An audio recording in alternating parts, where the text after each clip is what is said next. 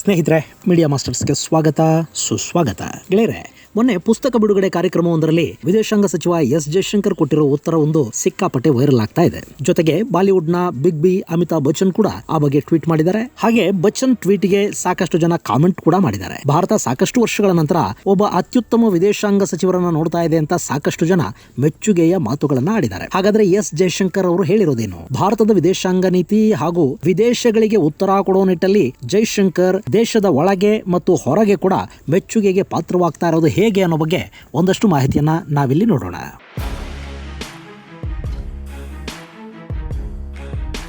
ಗೆಳೆಯರೆ, ಕೇಂದ್ರ ಸಚಿವ ಸಂಪುಟದ ಸೂಪರ್ ಆಕ್ಟಿವ್ ಸಚಿವರು ಪೈಕಿ ಎಸ್ ಜಯಶಂಕರ್ ಕೂಡ ಒಬ್ರು. ಎಸ್ ಜಯಶಂಕರ್ ರಾಜ್ಯಸಭಾ ಸದಸ್ಯರಾಗಿ ಆಯ್ಕೆಯಾಗಿ ಬಂದಿದ್ದಾರೆ. ಈ ಹಿಂದೆ ವಿದೇಶಾಂಗ ಇಲಾಖೆಯಲ್ಲಿ ಕೆಲಸ ಮಾಡಿದ ಅನುಭವಿ, ಅಮೆರಿಕ ಸೇರಿದ ಹಾಗೆ ಸಾಕಷ್ಟು ದೇಶಗಳ ರಾಯಭಾರಿಯಾಗಿದ್ದವರು, ವಿದೇಶಾಂಗ ಇಲಾಖೆಯನ್ನ ಅತ್ಯಂತ ಸಮರ್ಥವಾಗಿ ನಿಭಾಯಿಸಿದ ಅನುಭವ ಅವರಿಗಿದೆ. ಹೀಗಾಗಿ ಕಳೆದ ಬಾರಿ ಪ್ರಧಾನಿ ನರೇಂದ್ರ ಮೋದಿ ಎಸ್ ಜಯಶಂಕರ್ ಅವರನ್ನ ಕರ್ಕೊಂಡು ಬಂದು ವಿದೇಶಾಂಗ ಇಲಾಖೆಯ ಜವಾಬ್ದಾರಿಯನ್ನು ಕೊಟ್ಟರು. ಸಾಮಾನ್ಯವಾಗಿ ರಾಜಕಾರಣಿಗಳೇ ನಿಭಾಯಿಸ್ತಾ ಬರ್ತಾ ಇದ್ದ ವಿದೇಶಾಂಗ ಇಲಾಖೆಗೆ ಜಯಶಂಕರ್ ಅನ್ನೋ ಅನುಭವಿಯನ್ನ ತಂದು ಕೂಡಿಸಿದ್ದು ಎಲ್ಲೂ ವ್ಯರ್ಥ ಅನಿಸಲಿಲ್ಲ. ಕಳೆದ 5 ವರ್ಷಗಳಲ್ಲಿ ಜಗತ್ತಿನ ನಾನಾ ದೇಶಗಳ ಜೊತೆಗೆ ಭಾರತದ ಸಂಬಂಧಗಳು ಉತ್ತಮಗೊಳ್ಳೋದ್ರಲ್ಲಿ ಜಯಶಂಕರ್ ಅವರ ಪಾತ್ರ ತುಂಬಾನೇ ದೊಡ್ಡದು. ಅದರಲ್ಲೂ ಕಳೆದ 2 ವರ್ಷಗಳ ಜಾಗತಿಕ ಸಂಕಷ್ಟದ ಸಮಯದಲ್ಲಿ ರಷ್ಯಾ ಮತ್ತು ಯುಕ್ರೇನ್ ಯುದ್ಧದ ಕಾರಣದಿಂದ ಉಂಟಾಗಿದ್ದ ಸಮಸ್ಯೆಗಳನ್ನ ನಿಭಾಯಿಸುವುದರಲ್ಲಿ ಭಾರತ ರಷ್ಯಾದ ಪರ ವಾಲುತ್ತಾ, ಅಮೆರಿಕಾನ ಹತ್ತಿರ ಮಾಡಿಕೊಂಡು ರಷ್ಯಾನ ದೂರ ಮಾಡುತ್ತಾ ಅನ್ನೋ ಸಾಕಷ್ಟು ಪ್ರಶ್ನೆಗಳು ಹುಟ್ಟಿದ್ದ ಕಾಲದಲ್ಲಿ ಜಯಶಂಕರ್ ಅವರು ವಿದೇಶಾಂಗ ಇಲಾಖೆಯನ್ನ ಮುನ್ನಡೆಸಿದ ರೀತಿ ಮತ್ತು ಭಾರತೀಯ ರಾಜತಾಂತ್ರಿಕ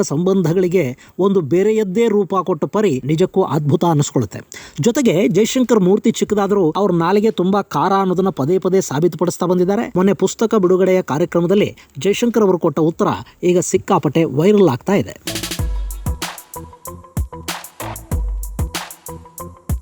ಮೊನ್ನೆ ಏನಾಯ್ತು ಅಂದ್ರೆ, ಮಾಲ್ಡೀವ್ಸ್ನಲ್ಲಿ ಚೈನಾ ಕೈಗೊಂಬೆ ಅಧ್ಯಕ್ಷ ಭಾರತದ ಹೆಸರು ಹೇಳದೇನೆ ಭಾರತ ನಮ್ಮ ಮೇಲೆ ಸವಾರಿ ಮಾಡುವ, ಹೆದರಿಸುವ, ನಮ್ಮನ್ನು ತುಳಿಯುವ ಪ್ರಯತ್ನವನ್ನ ಮಾಡ್ತಾ ಇದೆ ಅನ್ನೋ ಹೇಳಿಕೆಯನ್ನು ಕೊಟ್ಟ.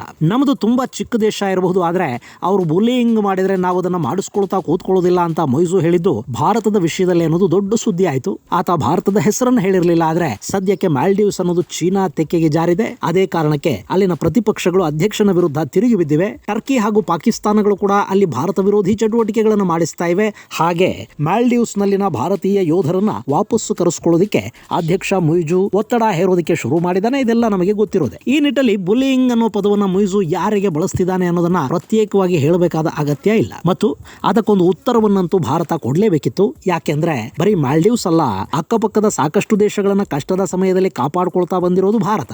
ಇದೇ ಮಾಲ್ಡೀವ್ಸ್ಗೆ ಕೂಡ ಭಾರತ ಕೊಟ್ಟಿರೋ ಕೊಡುಗೆಗಳು ಚಿಕ್ಕವೇನಲ್ಲ. ಅವರಿಗೆ ಕುಡಿಯೋ ನೀರಿನಿಂದ ಹಿಡಿದು ವ್ಯಾಕ್ಸಿನ್ ವರೆಗೆ ಎಲ್ಲವನ್ನ ಭಾರತ ಕೊಟ್ಟಿದೆ. ಹೀಗಿರುವಾಗ ಬುಲಿಂಗ್ ಅಂತ ಅನ್ನಿಸ್ಕೊಂಡು ಸುಮ್ಮನೆ ಕೂತ್ಕೊಳ್ಳೋದಕ್ಕಾಗತ್ತಾ? ಈ ಬಗ್ಗೆ ಪುಸ್ತಕ ಬಿಡುಗಡೆಯ ಕಾರ್ಯಕ್ರಮದಲ್ಲಿ ಎಸ್ ಜಯಶಂಕರ್ ಅವರಿಗೆ ಒಂದು ಪ್ರಶ್ನೆ ಎದುರಾಗಿದೆ. ಅದನ್ನ ಬಳಸಿಕೊಂಡು ಜಯಶಂಕರ್ ಕೊಟ್ಟ ಉತ್ತರ ಇದೆಯಲ್ಲ, ಅದು ಬರೀ ಮಾಲ್ಡೀವ್ಸ್ಗೆ ಮಾತ್ರ ಅಲ್ಲ, ಭಾರತದ ಅಕ್ಕಪಕ್ಕದ ಎಲ್ಲ ದೇಶಗಳು ಹಾಗೂ ಭಾರತದಿಂದ ಸಹಾಯ ಪಡೆದ ದೇಶಗಳಿಗೆ ಭಾರತದ ಋಣ ಎಷ್ಟು ದೊಡ್ಡದು ಅನ್ನೋದನ್ನ ಈ ಉತ್ತರ ನೆನಪು ಮಾಡ್ತಾ ಇದೆ.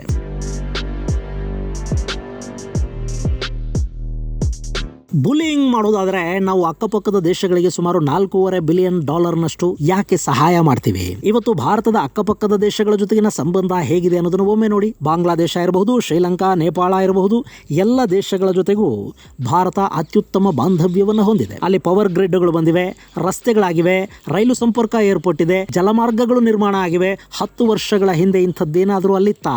ಇದೆಲ್ಲ ಸಾಧ್ಯವಾಗಿರೋದು ಕಳೆದ 10 ವರ್ಷಗಳ ಅವಧಿಯಲ್ಲಿ. ನಾವು ಅಕ್ಕಪಕ್ಕದ ದೇಶಗಳ ಜೊತೆ ಬುಲಿಂಗ್ ಮಾಡೋದಾದ್ರೆ ಅವರಿಗೆ ಕಷ್ಟದ ಸಮಯದಲ್ಲಿ ಸಹಾಯ ಯಾಕೆ ಮಾಡ್ತೀವಿ? ಬುಲಿಂಗ್ ಮಾಡೋರು $4.5 ಬಿಲಿಯನ್ ಆರ್ಥಿಕ ಸಹಾಯ ಮಾಡ್ತಾರಾ? ವ್ಯಾಕ್ಸಿನ್, ಔಷಧ, ತೈಲ, ಕಡೆಗೆ ಫರ್ಟಿಲೈಸರ್, ಹೀಗೆ ಪ್ರತಿಯೊಂದನ್ನು ಕೊಡೋದು ಬುಲಿಂಗ್ ಆಗತ್ತಾ ಅಂತ ಜಯಶಂಕರ್ ಪ್ರಶ್ನಿಸಿದ್ದಾರೆ. ಭೂತಾನ್ ಅನ್ನೋ ಚಿಕ್ಕ ದೇಶವನ್ನು ಕೂಡ ಭಾರತ ತುಂಬಾ ಗೌರವಯುತವಾಗಿ ನಡೆಸ್ಕೊಳ್ತಾ ಇದೆ. ಅವರ ಎಲ್ಲ ಅಗತ್ಯಗಳಿಗೂ ನೆರವನ್ನು ಕೊಡ್ತಾ ಇದೆ. ಪರಸ್ಪರ ಸಹಕಾರದಿಂದ ನೆರೆಹೊರೆ ದೇಶಗಳ ಅಭಿವೃದ್ಧಿಗೆ ಭಾರತ ನೆರವು ನೀಡ್ತಾ ಇದೆ ಅಂತ ಜಯಶಂಕರ್ ತಿಳಿಸಿದ್ದಾರೆ. ಗೆಳೆಯರೆ, ಜಯಶಂಕರ್ ಅವರ ಈ ಕಿಡಿಯುತ್ತರದ ವಿಡಿಯೋ ಸಿಕ್ಕಾಪಟ್ಟೆ ವೈರಲ್ ಆಗ್ತಾ ಇರೋದು ಅಷ್ಟೇ ಅಲ್ಲ, ಅಮಿತಾಬ್ ಬಚ್ಚನ್ ಜಯಶಂಕರ್ ಅವರ ವಿಡಿಯೋನ ಟ್ವೀಟ್ ಮಾಡಿ ವಾಹ್, ವೆಲ್ ಸೆಡ್ ಸರ್ ಅಂತ ಹೇಳಿದ್ದಾರೆ. ಗೆಳೆಯರೆ, ಜಯಶಂಕರ್ ಅವರ ಇಂಥ ಉತ್ತರಗಳು ಇದೇ ಮೊದಲೇನಲ್ಲ. ಈ ಹಿಂದೆ ರಷ್ಯಾ ಯುಕ್ರೇನ್ ಯುದ್ಧ ಶುರುವಾದ ಸಂದರ್ಭದಲ್ಲಿ ಭಾರತ ರಷ್ಯಾ ಜೊತೆಗಿನ ತೈಲ ವ್ಯಾಪಾರವನ್ನು ಹೆಚ್ಚು ಮಾಡ್ತಲ್ಲ, ಆಗ ಇಡೀ ಯುರೋಪ್ ಭಾರತದ ವಿರುದ್ಧ ಸಿಡಿಮಿಡಿಗುಟ್ಟೋದಕ್ಕೆ ಶುರು ಮಾಡ್ತು. ಅಮೆರಿಕ ರಷ್ಯಾದಿಂದ ಭಾರತ ದೂರ ಆಗಲಿ ಅಂತ ಬಯಸ್ತು. ಯುಕ್ರೇನಿಗರ ರಕ್ತ ಭಾರತದ ಕೈಗಂಟುಕೊಂಡಿದೆ ಅಂತ ಯುರೋಪಿಯನ್ ದೇಶಗಳ ಮಾಧ್ಯಮಗಳು ವರದಿ ಮಾಡಿದ್ವು.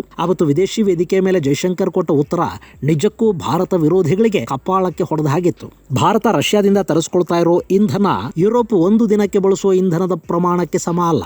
ಹೀಗಿರುವಾಗ ಯುಕ್ರೇನ್ ವಿರುದ್ಧದ ಯುದ್ಧಕ್ಕೆ ಭಾರತ ಹಣ ಕೊಡ್ತಿದೆ ಅನ್ನೋ ಆರೋಪ ಎಷ್ಟು ಸರಿ ಅಂತ ಕೇಳಿದ್ರು ಎಸ್ ಜಯಶಂಕರ್. ಹಾಗೆ ನಮಗೆ ಭಾರತದಲ್ಲಿ ತೈಲ ಬೆಲೆ ಹೆಚ್ಚಾಗದ ಹಾಗೆ ನೋಡಿಕೊಳ್ಳೋದು ನಮ್ಮ ಆದ್ಯತೆಯೇ ಹೊರತು ನೀವು ಯಾರು ಏನ್ ಅಂದ್ಕೋತೀರಿ ಅನ್ನೋದಲ್ಲ. ನಾವು ಏನೇ ಮಾಡಿದ್ರು ಭಾರತದ ಹಿತದೃಷ್ಟಿಯಿಂದ ಭಾರತಕ್ಕಾಗಿ ಮಾಡ್ತೀವಿ, ನಮಗೆ ಭಾರತವೇ ಮೊದಲು ಅನ್ನೋ ಉತ್ತರವನ್ನು ಕೊಟ್ಟರು. ರಷ್ಯಾ ಹಾಗೂ ಭಾರತದ ಸಂಬಂಧಗಳ ಬಗ್ಗೆ ಹೇಳುವಾಗ ಅಮೆರಿಕ ನಮ್ಮ ಶತ್ರು ಪಾಕಿಸ್ತಾನಕ್ಕೆ ಆಯುಧಗಳನ್ನು ಕೊಡ್ತಾ ಇತ್ತು. ಇಡೀ ಯುರೋಪ್ ಅವತ್ತು ಭಾರತದ ವಿರುದ್ಧ ಪಾಕಿಸ್ತಾನಕ್ಕೆ ಸಹಾಯ ಮಾಡ್ತಾ ಇತ್ತು. ಪಾಕಿಸ್ತಾನ ಭಾರತದ ಜೊತೆ ಸಾಲು ಸಾಲು ಯುದ್ಧಗಳನ್ನು ಮಾಡ್ತು ಮತ್ತು ಭಾರತದೊಳಕ್ಕೆ ಭಯೋತ್ಪಾದಕರನ್ನ ನುಗ್ಗಿಸುವ ಕೆಲಸವನ್ನ ಪಾಕಿಸ್ತಾನ ಇವತ್ತಿಗೂ ನಿರಂತರವಾಗಿ ಮಾಡ್ತಾ ಇದೆ. ಇವೆಲ್ಲ ಆಗ್ತಾ ಇರುವಾಗ ಪಾಕಿಸ್ತಾನಕ್ಕೆ ಬೆಂಬಲವನ್ನು ಕೊಟ್ಟ ನಿಮ್ಮ ಕೈಗಳು ಭಾರತೀಯರ ರಕ್ತದಲ್ಲಿ ತೊಯ್ದು ಹೋಗ್ತಾ ಇವೆ ಅಂತ ನಿಮಗೆ ಅನ್ನಿಸ್ಲಿಲ್ವಾ ಅನ್ನೋ ಜೈಶಂಕರ್ ಅವರ ಉತ್ತರವನ್ನ ಯಾವತ್ತೂ ಕೂಡ ಯುರೋಪ್ ಮತ್ತು ಅಮೆರಿಕಗಳು ಮರೆಯೋದಕ್ಕೆ ಸಾಧ್ಯನೇ ಇಲ್ಲ.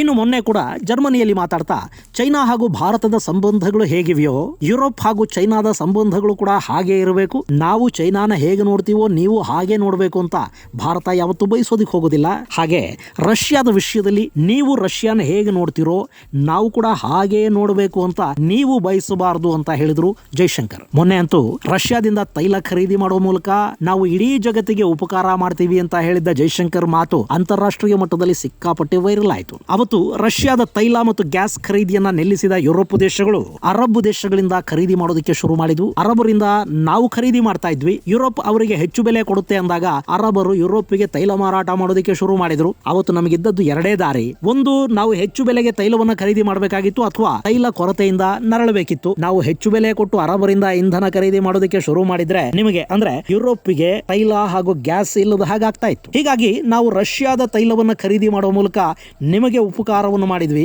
ಸೊ ಇಡೀ ಜಗತ್ತು ಭಾರತಕ್ಕೆ ಈ ವಿಷಯದಲ್ಲಿ ಥ್ಯಾಂಕ್ಸ್ ಹೇಳಬೇಕು, ಋಣಪಟ್ಟಿರಬೇಕು ಅಂತ ಹೇಳೋ ಮೂಲಕ ಭಾರತದ ಋಣ ಇಡೀ ಜಗತ್ತಿನ ಮೇಲಿದೆ ಅನ್ನೋದನ್ನ ಜೈಶಂಕರ್ ಯುರೋಪಿಗೆ ನೆನಪು ಮಾಡಿಕೊಟ್ರು. ಯುರೋಪಿಯನ್ನರ ಶ್ರೇಷ್ಠತೆಯ ರೋಗಕ್ಕೆ ಮಾತಿನ ಮೂಲಕ ಪೆಟ್ಟು ಕೊಡೋದ್ರಲ್ಲಿ ಜೈಶಂಕರ್ ಒಂದು ದಾಖಲೆಯನ್ನೇ ನಿರ್ಮಾಣ ಮಾಡಿದ್ದಾರೆ.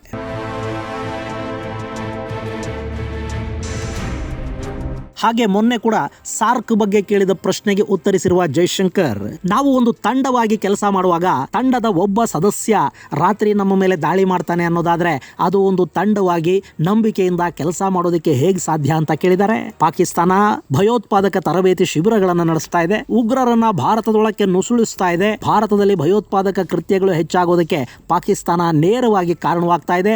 ಅಂಥ ದೇಶದ ಜೊತೆಗೆ ಸಂಬಂಧಗಳನ್ನ ಮುಂದುವರಿಸುವುದರಲ್ಲಿ ಯಾವ ಅರ್ಥನೂ ಇಲ್ಲ ಅಂತ ಹೇಳಿರೋ ಜೈಶಂಕರ್, ಪಾಕಿಸ್ತಾನದಲ್ಲಿ ಹೊಸ ಸರ್ಕಾರ ರಚನೆಯಾದ ನಂತರ ಕೂಡ ಭಾರತ ಮತ್ತು ಪಾಕಿಸ್ತಾನ ನಡುವಿನ ಸಂಬಂಧಗಳು ಉತ್ತಮಗೊಳ್ಳುವ ಯಾವುದೇ ಸಾಧ್ಯತೆಗಳಿಲ್ಲ ಅನ್ನೋ ಸಂದೇಶವನ್ನ ಜಗತ್ತಿಗೆ ಈ ಮೂಲಕ ಕೊಟ್ಟಿದ್ದಾರೆ. ಗೆಳೆಯರೆ, ಭಾರತ ಇವತ್ತು ಯಾರ ದಯೆ ದಾಕ್ಷಿಣ್ಯದಲ್ಲಿ ಬದುಕೋ ಸ್ಥಿತಿಯಲ್ಲಿ ಇಲ್ಲ. ನಾವು ವಿಶ್ವದ 5ನೇ ಅತಿ ದೊಡ್ಡ ಆರ್ಥಿಕತೆಯನ್ನು ಹೆಗ್ಗಳಿಕೆಯನ್ನು ಪಡ್ಕೊಂಡಿದ್ದೀವಿ. ನಮ್ಮಲ್ಲಿ ಜಗತ್ತಿನ ಅತಿ ಹೆಚ್ಚು ಜನಸಂಖ್ಯೆ ಇದೆ. ಇಡೀ ಜಗತ್ತಿನ ವಸ್ತುಗಳು ಭಾರತದಲ್ಲಿ ಮಾರಾಟ ಆಗ್ತಾ ಇವೆ. ಅಂದ್ರೆ ಭಾರತ ಜಾಗತಿಕವಾಗಿ ಅತಿ ದೊಡ್ಡ ಮಾರುಕಟ್ಟೆ ದೇಶ.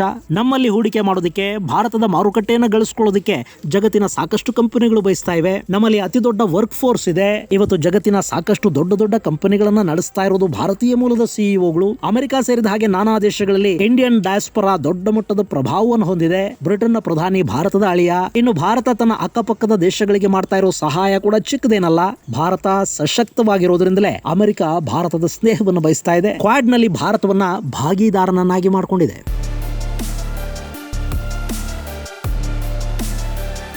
ಇಲ್ಲಿ ಸಾಕಷ್ಟು ಬಾರಿ ನಾವು ಎಷ್ಟು ಶಕ್ತಿಶಾಲಿಗಳಾಗಿದ್ದೀವಿ ಅನ್ನೋದು ಅಷ್ಟೇ ಸಾಕಾಗೋದಿಲ್ಲ, ಅದನ್ನ ನಾವು ಜಗತ್ತಿಗೆ ಯಾವ ಮಟ್ಟಕ್ಕೆ ತಿಳಿಸಿಕೊಡ್ತಾ ಇದೀವಿ ಅನ್ನೋದು ಕೂಡ ಮುಖ್ಯ ಆಗುತ್ತೆ. ಇದು ಬರೀ ದೇಶಗಳಿಗೆ ಮಾತ್ರ ಅಪ್ಲೈ ಆಗೋ ಸಂಗತಿ ಅಲ್ಲ, ನಮ್ಮ ನಿತ್ಯ ಜೀವನಕ್ಕೆ ಕೂಡ ಈ ಸೂತ್ರ ಅಪ್ಲೈ ಆಗುತ್ತೆ. ನೀವು ನಿಮ್ಮ ಅಕ್ಕಪಕ್ಕದವರಿಗೆ ಎಷ್ಟೇ ಸಹಾಯ ಮಾಡಿ ನೀವು ಏನು ಕೊಟ್ರಿ ಎಷ್ಟು ಕೊಟ್ರಿ ಅನ್ನೋದು ಮುಖ್ಯ ಅಲ್ಲ, ಆದ್ರೆ ನೀವು ಕೊಟ್ಟಿದ್ದನ್ನು ಪದೇ ಪದೇ ನೆನಪು ಮಾಡ್ತಾ ಇರೋದು ಮುಖ್ಯ ಆಗುತ್ತೆ. ಈ ರಾಜಕಾರಣದಲ್ಲಿ ಸಿಕ್ಕಾಪಟ್ಟೆ ಕೆಲಸ ಮಾಡಿ ಕೂಡ ಯಾರೋ ಒಬ್ಬ ಶಾಸಕ ಚುನಾವಣೆಯಲ್ಲಿ ಸೋತ ಅಂತ ಇಟ್ಕೊಳ್ಳಿ, ಅದರ ಅರ್ಥ ಏನು ಅಂದ್ರೆ ತನ್ನ ಋಣ ಎಷ್ಟಿದೆ ಅನ್ನೋದನ್ನ ಅವರು ನೆನಪಿಟ್ಟುಕೊಳ್ಳೋ ಹಾಗೆ ಮಾಡೋದ್ರಲ್ಲಿ ಅವನು ವಿಫಲನಾದ ಅಂತ ಅರ್ಥ. ಜನಕ್ಕೆ ನೆನಪಿನ ಶಕ್ತಿ ತುಂಬಾ ಕಡಿಮೆ ಕಣ್ರಿ. ಕೊಟ್ಟಿದ್ದನ್ನ ಮಾಡಿದ ಸಹಾಯವನ್ನ ಅವರು ಪದೇ ಪದೇ ಮರ್ತು ಹೋಗ್ತಾರೆ. ಅದನ್ನ ಪದೇ ಪದೇ ನೆನಪು ಮಾಡಿ ಋಣಭಾರವನ್ನ ಅವ್ರ ತಲೆ ಮೇಲೆ ಹೊರಿಸ್ತಲೇ ಇರಬೇಕು. ಇಲ್ಲದೆ ಇದ್ರೆ ಅವ್ರಿಗೆ ಅದು ಯಾವುದು ನೆನಪಿರೋದೇ ಇಲ್ಲ. ಇಷ್ಟು ದಿನ ಭಾರತ ಈ ಕೆಲಸವನ್ನು ಮಾಡ್ತಾ ಇರಲಿಲ್ಲ. ಕರ್ಮಣ್ಯೇವಾಧಿಕಾರಸ್ಥೆ ಮಾಫಲೇಶು ಕದಾಚನ ಅನ್ನೋ ಹಾಗೆ ಸಹಾಯ ಮಾಡಿ ಸುಮ್ಮನಾಗಿ ಬಿಡ್ತಾ ಇತ್ತು. ಇನ್ನು ಸಹಾಯವನ್ನು ಚೈನಾ ತರ ಸಾಲದ ರೂಪದಲ್ಲಿ ಕೊಡದೇ ಇದ್ರೂ ಪರವಾಗಿಲ್ಲ, ಮಾಡಿದ ಸಹಾಯ ನೆನಪಿರುವ ಹಾಗೆ ನೋಡ್ಕೊಂಡ್ರೆ ಸಾಕು. ಈಗ ಭಾರತ ಆ ಕೆಲಸ ಕೆಲಸವನ್ನು ಮಾಡ್ತಾ ಇದೆ, ಅದರ ಹೆಗ್ಗಳಿಕೆ ಸಲ್ಲಬೇಕಾಗಿರೋದು ಕೂಡ ವಿದೇಶಾಂಗ ಸಚಿವ ಎಸ್ ಜೈಶಂಕರ್ ಅವರಿಗೇನೆ. ಇದು ಗೆಳೆಯರೆ ಎಸ್ ಜೈಶಂಕರ್ ಅವರ ನಾಲಿಗೆಯ ಹರಿತದ ಕುರಿತಾದ ಒಂದಷ್ಟು ಮಾಹಿತಿ. ಮುಂದಿನ ಸಂಚಿಕೆಯಲ್ಲಿ ಮತ್ತಷ್ಟು ವಿಶೇಷಗಳ ಜೊತೆ ಮತ್ತೆ ಭೇಟಿಯಾಗೋಣ. ಅಲ್ಲಿವರೆಗೆ ಜೈ ಹಿಂದ್, ಜೈ ಕರ್ನಾಟಕ.